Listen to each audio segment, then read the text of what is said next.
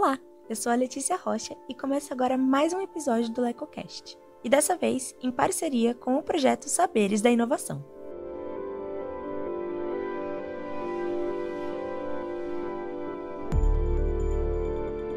O Saberes da Inovação é um projeto vinculado ao Observatório de Inovação e Criatividade e apoiado pela Pró-Reitoria de Extensão e Cultura da Unesp, Campus Bauru.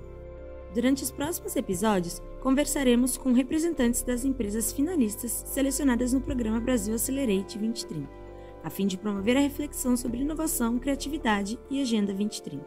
Vale lembrar que o Observatório de Inovação e Criatividade e o LecoCast são projetos de extensão vinculados ao Lecotec, o Laboratório de Estudos em Comunicação, Tecnologia, Educação e Criatividade. Nossos colegas e graduandos em jornalismo na Unesp, Henrique Afonso e Estela Gomes, conversaram com Luiz Hamilton, um dos fundadores e atual diretor administrativo financeiro da ACID Brasil. Primeiramente, o que é a empresa e qual o segmento que vocês atuam? Então, a ACID, ela nasceu com o propósito de construir uma sociedade mais inclusiva para pessoas com deficiência. A criação foi baseada em duas coisas diferentes. Uma é um contexto familiar. Um dos meus colegas aqui, que fundou junto, ele tem uma irmã com deficiência. Ela nasceu com síndrome de Down e pautas autistas, e ela enfrentou e ainda enfrenta muitos desafios para se desenvolver e ser incluída na sociedade.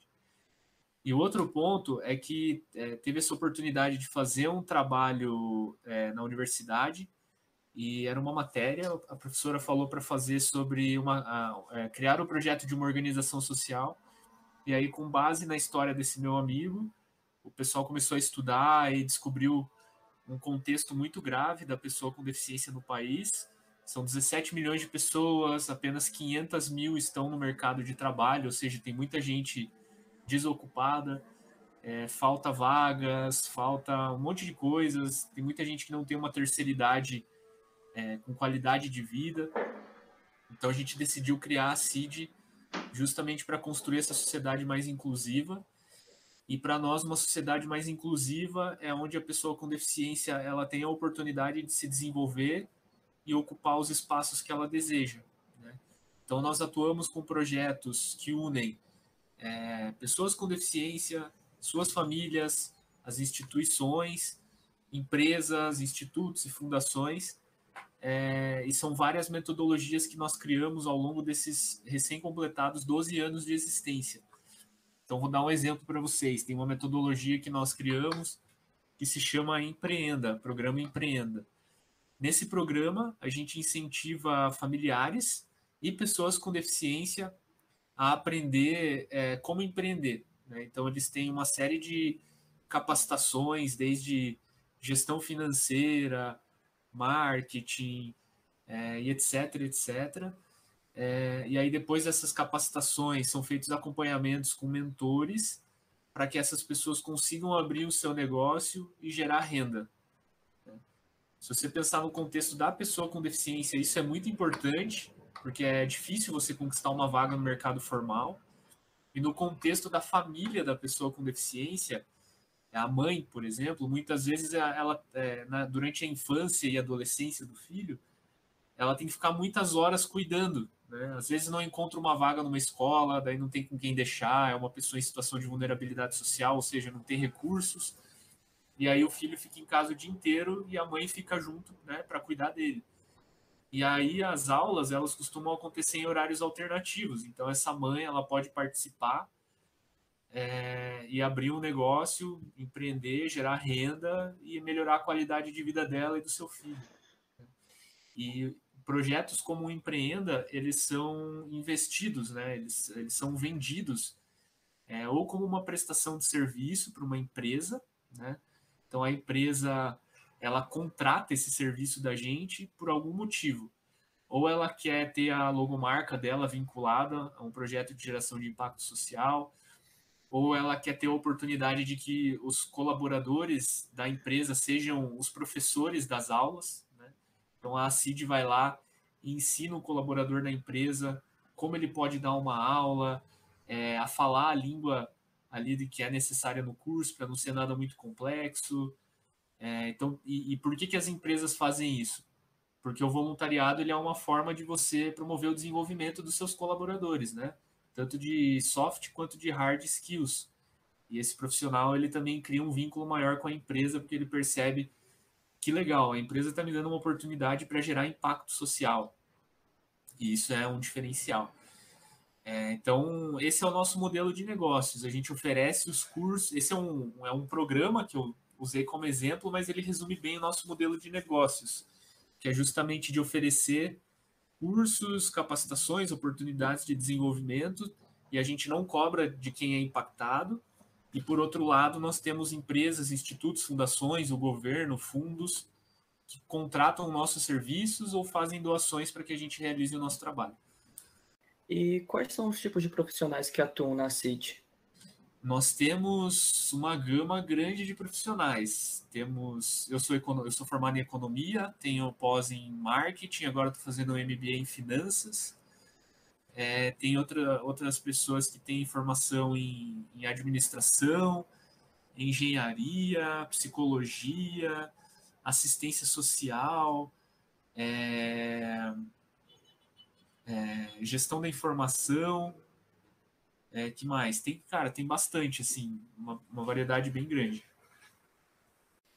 Daí depende também de cada projeto, né? Tem alguns projetos em que a gente faz o atendimento direto, que aí você precisa obrigatoriamente ter um assistente social, um psicólogo, tem os professores com formação em RH, com formação em TI. Né? E aí na nossa parte de gestão a gente tem pessoas mais relacionadas a áreas de gestão, né? Então na diretoria a gente tem 2 economistas, uma pessoa formada em administração e uma pessoa formada em gestão da informação e com uma pós-graduação em captação de recursos. Então, é isso. A próxima pergunta, só para deixar uma coisa, só para esclarecer uma coisa, a fonte de renda da ACID, então, são esses serviços que vocês oferecem para as empresas. Isso, exatamente. Tá certo. Hoje, 85% da nossa receita livre, ela vem da venda de serviços, né? A gente divide em 2 categorias a receita da CID, a receita livre e a receita travada.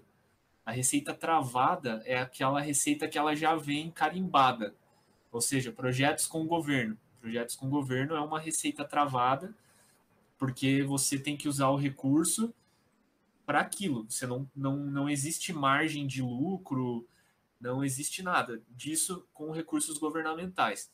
Agora, receitas livres é a venda de serviços ou recebimento de doações de grandes empresas, institutos, fundações, fundos filantrópicos, doadores, filântropos, né? Doadores de pessoas que têm um alto poder aquisitivo, porque aí nesse recurso a gente tem mais flexibilidade na utilização dele e é possível ter uma cobrança de uma margem, que é uma margem não é de lucro, porque nós somos uma organização social, então é um superávit, que é como se fosse um lucro, mas só adaptando para a linguagem do terceiro setor, que a gente usa essa margem para reinvestir na organização, seja para criar novas metodologias, para aumentar a nossa equipe, para melhorar ferramentas internas, para replicar metodologias para outras regiões do país. Então, é um recurso que a gente consegue usar da maneira que a gente desejar.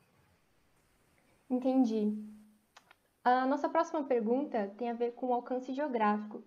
Eu vi no site que vocês têm sede em Curitiba, em São Paulo, então eu queria saber qual é o contexto que vocês estão inseridos em Curitiba, em São Paulo, e se vocês alcançam outros estados brasileiros ou até fora do Brasil. Então, a CID ela começou em Curitiba, lá em 2010. E o que aconteceu foi que a gente percebeu ao longo dos anos que Curitiba tinha uma certa limitação dentro do nosso público-alvo, que são as grandes empresas, institutos e fundações. Então, vou fazer uma figura extrema para vocês entenderem. Assim, chegou uma hora em que a gente sentia que não tinha mais ninguém para a gente conversar de empresa, instituto e fundação, que a gente já tinha falado com todo mundo. E o pessoal começou a indicar para a gente, vamos lá para São Paulo, tem muitas empresas, as empresas lá, elas têm uma cabeça mais aberta, elas já estão investindo na área social, o tipo de projeto que vocês oferecem aqui e lá tem mais valor para as empresas que, né, de lá e tudo mais. E aí a gente começou a fazer algumas visitas aqui para São Paulo. Primeiro, o pessoal saía de Curitiba, marcava uma série de reuniões com empresas, e aí conversava e voltava para Curitiba. E aí a gente começou a vender os projetos. Teve uma venda, daí daqui a pouco outra, daí daqui a pouco outra, tal. Não, vale mais a pena então a gente também ter uma equipe fixa lá em São Paulo. E aí eu, por exemplo, saí de Curitiba, hoje em dia estou morando em São Paulo. Tem outras pessoas da equipe também que saíram de Curitiba, vieram para cá, ou algumas voltaram, outras ficaram para sempre, né, até agora. E é assim que funciona, mas o que acontece? Quando a gente vendia um projeto em Curitiba, ele era para execução em Curitiba e região metropolitana. Quando você vende um projeto em São Paulo, pode ser que o projeto seja só para ser realizado em São Paulo, ou a empresa ela é tão grande que ela fala assim, ó, eu quero que você execute esse projeto lá na Bahia, lá no Amazonas, lá no Rio Grande do Sul. Então hoje nós temos uma equipe espalhada por todas as regiões do país. Tem gente lá no Amazonas, que é o exemplo que eu dei, tem gente na Bahia, que eu também dei esse exemplo. Enfim, tem vários lugares aí. E é justamente isso, assim, a gente vai para as localidades de acordo com a nossa venda da prestação de serviços, né? Então, um exemplo prático, a gente vendeu para a empresa BRK um serviço de inclusão no mercado de trabalho, né? Então, a gente está fazendo esse processo para incluir pessoas com deficiência lá na empresa, mas é lá no Nordeste. Aí a gente manda equipe fixa para realizar o projeto lá no Nordeste, ou a nossa equipe de São Paulo contrata algum terceiro lá no Nordeste para executar o projeto na localidade, entendeu? Então é assim que funciona. A sua estruturação do modelo de negócio contou com parcerias de terceiros? Cara, não, a gente percorreu todo o ciclo de aprendizado de uma startup, mas assim, aprendendo na raça mesmo, assim. Não tenho orgulho de falar isso, porque eu acho que poderia ter sido muito mais rápido. O que aconteceu? Lá no começo da CID, a gente fez aquela matéria dentro da universidade que eu falei, que foi onde nasceu a ideia, e a gente percebeu que a nossa ideia, a CID, ela seria muito útil na causa. E aí a gente começou a bater na porta das empresas, falando, olha, tem essa problemática, a gente gostaria de apoio, de uma doação para conseguir atuar com essa instituição, com as pessoas as pessoas com deficiência que ela atende e tudo mais. E aí as empresas falaram, não, doação não tem como, o país está em crise e eu não conheço vocês, o que vocês já fizeram? E naquela época nós éramos muito novos, assim, então eu tinha, sei lá, 19, 20 anos, e as empresas olhavam assim, não passava credibilidade, sabe? Eu acho que eu tinha a idade de vocês, só que eu não tinha barba, então eu parecia ter uns 15 anos, assim. E aí a gente não conseguia captar recursos. E aí a gente foi aprendendo. Não vai ser por doação que a gente vai conseguir tracionar o nosso modelo de negócios, né? Aí, não, então vamos pelo marketing relacionado a causas.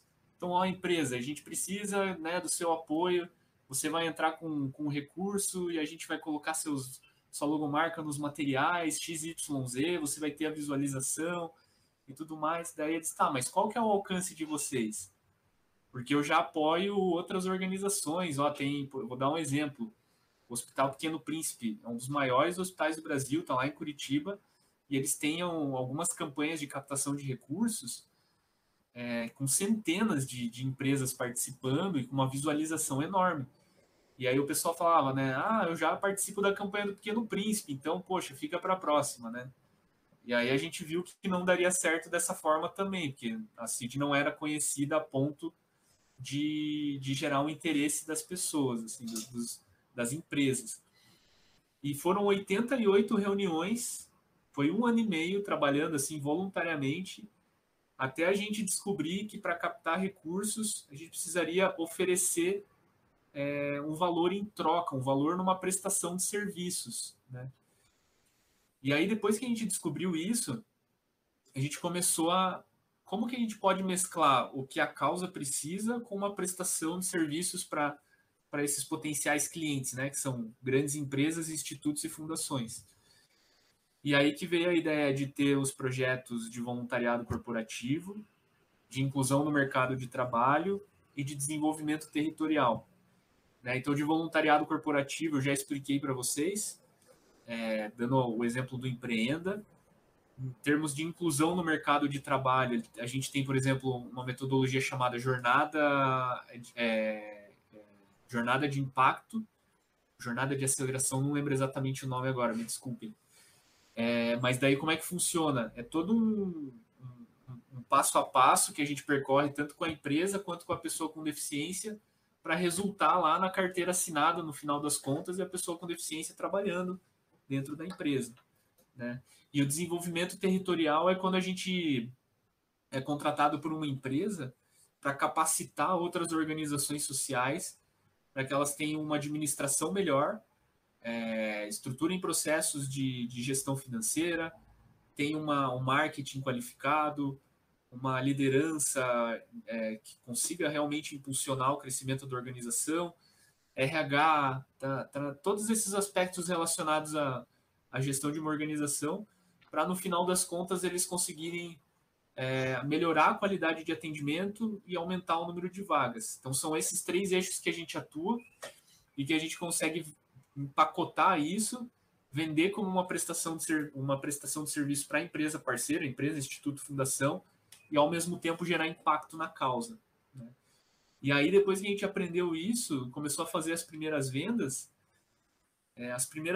foram assim, a gente praticamente pagava para trabalhar, mas já começou a ter uma entrada de recursos, a gente começou a pagar auxílio transporte para ir para as reuniões e tal, daí daqui a pouco não tinha salário ainda, mas já tinha uma ajuda de custo, e hoje em dia a gente tem 31 pessoas que são CLTs na CID, e mais umas 10 ou 15 que se relacionam, que estão na nossa equipe, como contratados como PJs, que fazem parte da execução dos projetos, e funciona super bem.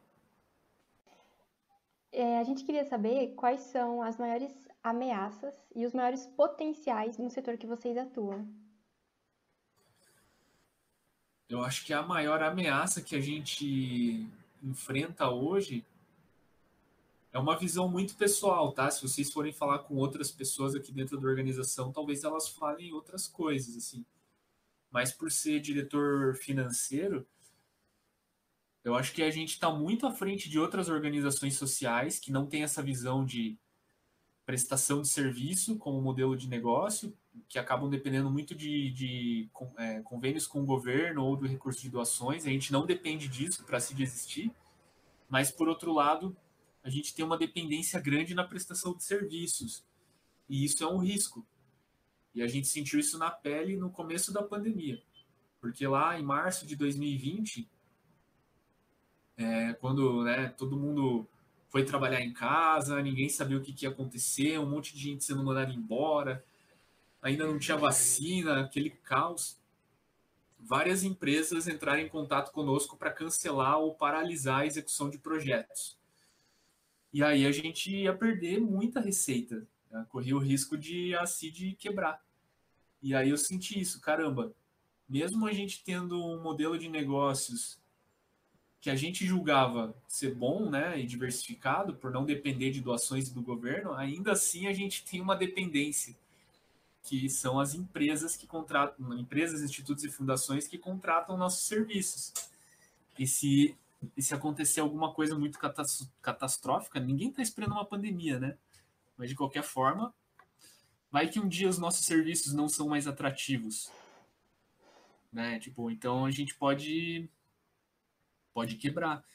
E aí a gente também tem sempre uma outra ameaça que deriva da prestação de serviço, que é justamente isso, de quando você vai realizar uma prestação de serviço, envolve uma negociação, que é o que o fornecedor, no caso nós, estamos dispostos a prestar de serviço e o que a empresa deseja contratar. E no nosso caso, como a gente é um prestador de serviços e nós temos uma missão que é impactar na causa da pessoa com deficiência, nem sempre a empresa que está contratando ela tem a mesma visão, assim, né? A empresa ela quer contratar a CID, vou dar um exemplo, contratar a CID para capacitar organizações sociais, e a gente fala, ó, como a gente atua na causa da pessoa com deficiência, a gente, né, vai capacitar apenas instituições que atendem pessoas com deficiência. E aí a empresa parceira fala, não, mas espera aí, eu não quero que seja limitado a apenas essa causa, eu quero que seja aberto a outras. E aí a gente faz uma negociação e muitas vezes, para não perder a venda, a gente acaba cedendo e faz as capacitações para não apenas para instituições que atendem pessoas com deficiência. Então esse é um exemplo simples, mas isso acontece em outros tipos de prestação de serviços. E aí a gente também fica, né? Poxa, é difícil ficar dependendo do interesse do contratante, né? A gente precisava ter uma fonte de recursos que a gente conseguisse pegar esse recurso e aplicar no que a gente acha que vai gerar mais impacto no longo prazo. Então, esse é um grande desafio que a gente tem hoje, encontrar essa fonte de recursos que ainda não existe, né? Então, a gente ainda depende muito da prestação de serviços.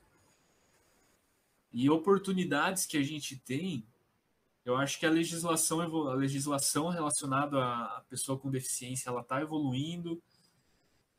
Eu não sei se eu sou otimista demais, mas eu sinto que a sociedade como um todo está se tornando um lugar mais aberto às diferenças, tanto em relação a pessoas com deficiência, quanto ao público LGBTQIA+, quanto aos idosos, todas essas minorias, né? E a gente ainda vê no jornal muita coisa errada acontecendo, enfim. Mas eu tô otimista e eu sinto assim que, apesar de tudo isso, o país, as pessoas estão mudando, né? Isso é bom. Isso é uma oportunidade. E por consequência, eu acho que as empresas elas estão cada vez mais atentas e querendo ter uma equipe mais diversa, contratar pessoas com deficiência, colocar pessoas com deficiência em cargos de liderança. Então, acho que isso é uma grande oportunidade. Se a gente soubesse comunicar e oferecer serviços de qualidade, a gente vai conseguir expandir e gerar cada vez mais impacto. Eu acho que é isso. Sim, respondeu sim as duas perguntas. Henrique, você fica à vontade. Em quais ODS vocês atuam e de que forma a empresa de vocês, no caso a CID, ela auxilia no alcance dos objetivos da Agenda 2030 da ONU? Então, eu não lembro de cabeça os ODS, mas se eu não me engano, tem um que é de você fazer as parcerias para o atingimento dos objetivos, né? Eu acho que a gente está muito. Eu acho que eu não lembro se é o 10 ou se é o 17 esse, mas eu acho que a gente está muito dentro desse, assim, porque a gente consegue falar tanto a língua de empresas, quanto a língua de instituições, quanto a língua do governo, a linguagem do governo, e consegue alinhar esses três atores, muitas vezes até sem eles perceberem, eu acho, para a geração de impacto social. Achei aqui. Então, parcerias em prol das metas, é o 17. Então, é isso que eu falei. Cidades e comunidades sustentáveis, que é o objetivo 11.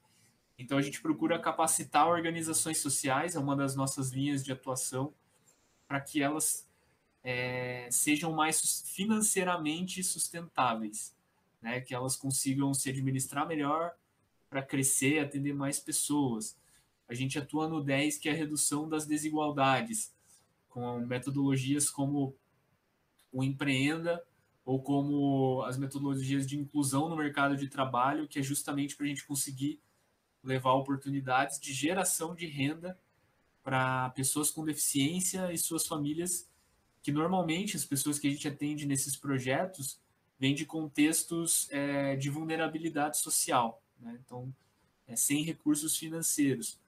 Crescimento digno, emprego digno e crescimento econômico, que é o objetivo número 8. Estou fazendo de trás para frente, né?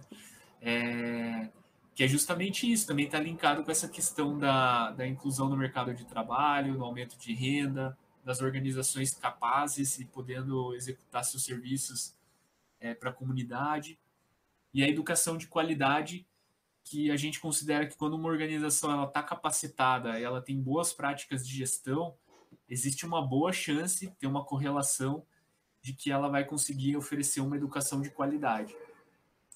Então, basicamente isso, de uma maneira bem rápida. O planejamento dos processos de vocês, eles são orientados a partir dos ODS ou o alcance dessas metas são uma consequência do que vocês fazem, sua visão? No começo da CID, não era nem ODS, era ODM. Então, a gente não tinha conhecimento assim profundo da existência e tudo mais. Mas a partir dos últimos, assim, eu diria que os 2 ou 3 últimos planejamentos estratégicos e definição de objetivos, e a gente tem um roadmap de objetivos até 2025, eles já estão linkados já foram criados com base nessas ODS que eu comentei com você. Então a gente está sempre de olho, até porque, para a gente conseguir comprovar o nosso impacto, em grande escala, a gente tem que tentar linkar e tentar mostrar em quais indicadores especificamente se a gente está conseguindo atuar ou, né, no futuro, quem sabe, conseguir mostrar, ó, em 2015 tal indicador era assim, a CID lançou tais metodologias, em 2025, 2030 houve esse avanço para tal número e talvez a gente tenha com os nossos projetos nessa linha, a gente conseguiu impactar X mil pessoas e pode ter contribuído de maneira eficiente para esse aumento aqui nesse indicador. Então é isso, a gente tem que fazer algo que sempre esteja linkado para conseguir comprovar o impacto social do nosso trabalho. E como é que vocês comunicam os impactos sociais? Isso aí é algo que a gente tem que melhorar muito, assim. A gente tem um relatório que a gente chama de relatório de impacto, que ele é lançado anualmente, onde a gente tem até no nosso site para baixar, a gente sempre divulga pelas redes sociais, a gente sempre divulga alguns projetos, os impactos, tem os gráficos mostrando os números, mas apesar dele se chamar relatório de impacto, ele está mais para um relatório de resultados. Então, o nosso objetivo é conseguir mostrar mais o impacto nas próximas edições, tanto que nos últimos projetos a gente está aplicando algumas metodologias para verificação de impacto mesmo, né? Então, sair do número de resultado e ir para o impacto, e acredito que a gente vai conseguir melhorar isso. Nós temos, no site, a gente tem uma parte de projetos, onde a gente divulga alguns projetos, mas também nos últimos tempos está um pouco fraco isso, a gente vai retomar agora. Temos as redes sociais, tanto o LinkedIn quanto o Instagram, que são as mais fortes hoje em dia. A gente tem a página no Face também, mas está bem... quem que usa o Face hoje em dia, né? Então a gente divulga bastante ações e resultados no Instagram e no LinkedIn, né? Então se resume a isso. Nós participamos de eventos, seja como palestrantes, seja como professores. Até alguns anos atrás, a CID a gente se inscrevia em todas as premiações possíveis. Isso ajudava também, além de ser chancelado por premiações, que a gente ganhava várias, mas também de divulgar o impacto do nosso trabalho. Mas nos últimos anos a gente parou com isso. Então temos que melhorar. Então, nesse ponto, eu diria que a gente já foi melhor, mas está procurando melhorar. Entendi. E o que você considera, Luiz, que é inovador na CID e como essa inovação impacta o setor que vocês estão inseridos? Eu acho que a inovação, ela é justamente essa de ser uma empresa sem fins lucrativos, porque no final das contas, nós não somos uma ONG,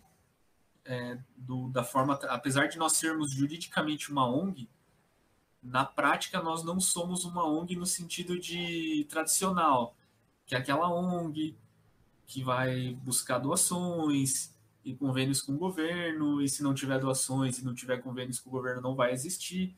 Não, a gente já traz uma pegada mais de inovação, uma galera jovem que trabalha aqui, com sangue no olho, Vamos ver o que a gente pode fazer, o que está acontecendo na causa, que metodologias a gente pode criar, vamos falar com empresas, institutos, fundações, para entender como que a gente pode alinhar os nossos interesses, vamos criar um fundo para isso, um fundo para aquilo, vamos conversar com pessoas de fora do Brasil, metodologias, vamos visitar organizações em outras localidades para entender como que funciona o trabalho deles.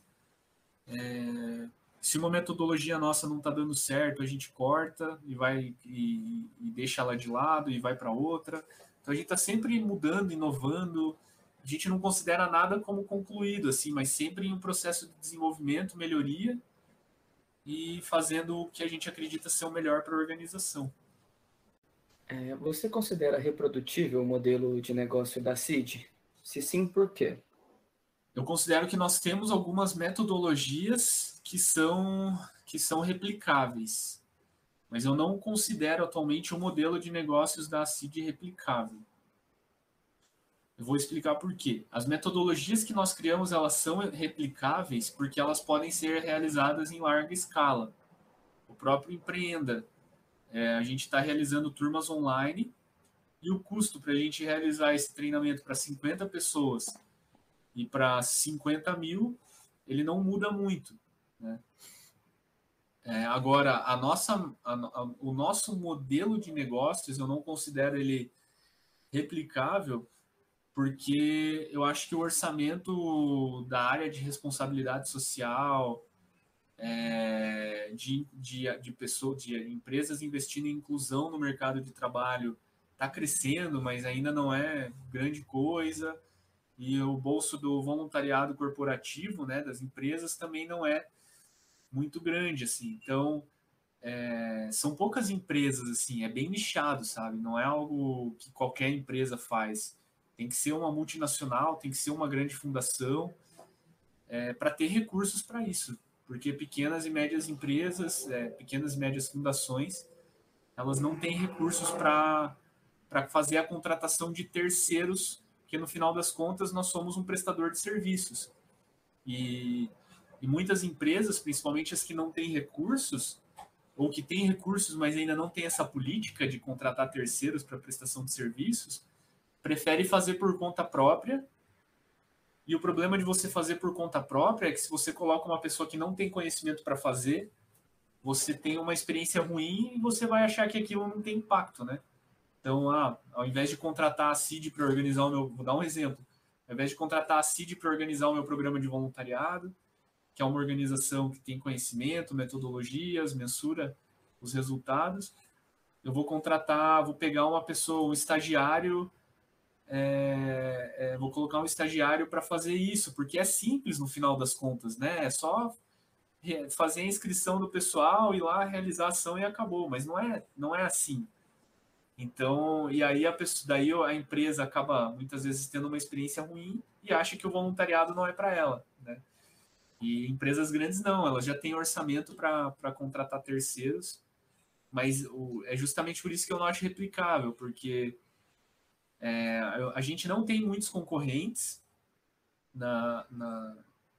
em algumas frentes em que a gente atua. Essa do voluntariado, a gente não tem muitos concorrentes e nem no desenvolvimento territorial. Mas na inclusão no mercado de trabalho é um oceano vermelho, assim, tem muitos concorrentes que atuam de diversas formas.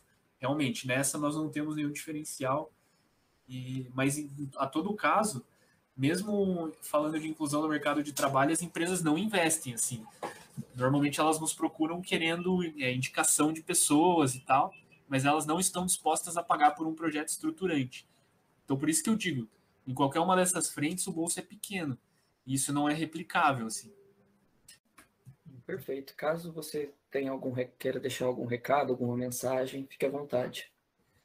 Eu acho que é muito importante participar de oportunidades como o Accelerate, onde você pode receber conhecimentos e qualificar os processos e melhorar aumentar ou melhorar o impacto que sua organização deseja realizar na ponta, além de ser uma chancela que você pode colocar nos seus materiais e trazer mais credibilidade ao seu trabalho e chamar a atenção de empresas, além de que participando do programa você também se conecta com muitas outras organizações, potenciais parceiros, e essa rede de networking ela é extremamente relevante.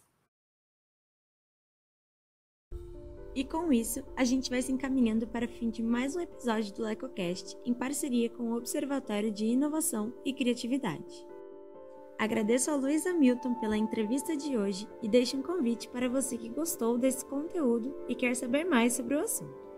Para continuar acompanhando o projeto Saberes da Inovação, siga o Lecotec nas redes sociais. Estamos no Facebook, Instagram, Twitter, LinkedIn e Telegram. Lembrando que o Observatório de Inovação e Criatividade tem perfis próprios nas redes sociais. Basta procurar por @oicriativas no Facebook e no Instagram. Você pode ficar por dentro desse e de outros conteúdos sobre comunicação, tecnologia, inovação e criatividade em lecotec.faac.nesp.br e também em oicriativas.faac.nesp.br. O LecoCast de hoje se despede por aqui. Muito obrigada pela sua audiência e a gente te espera no próximo episódio. Tchau, tchau!